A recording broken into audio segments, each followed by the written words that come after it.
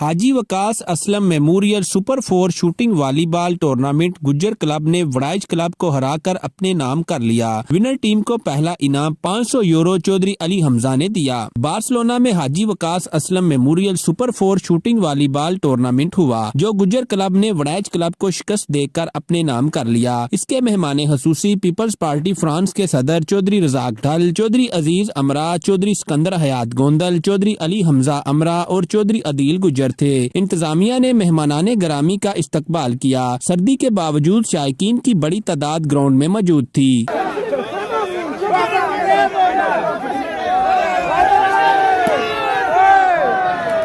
اور دل کھول کر کھلاڑیوں کو داد دی۔ پہلا انعام چودھری علی حمزہ نے 500 یورو ونر ٹیم کو دیا، جبکہ بہترین کھیل پیش کرنے والے ماجد اور شانی گجر کو 500 یورو پیپلز پارٹی فرانس کے صدر چودھری رزاق ڈھال نے دیے۔ چودھری عزیز امرا نے سونے کے لاکڑ تقسیم کیے۔ چودھری رضی رزاق اور چودھری حسنین گوندل نے کھلاڑیوں پر یورو کی بارش کر دی۔ عوام نے آرگنائزر مہر آصف کو کامیاب ٹورنامنٹ کے انعقاد پر مبارکباد دی۔ رپورٹ ممتاز سہوترا، GNI نیوز، اسپین۔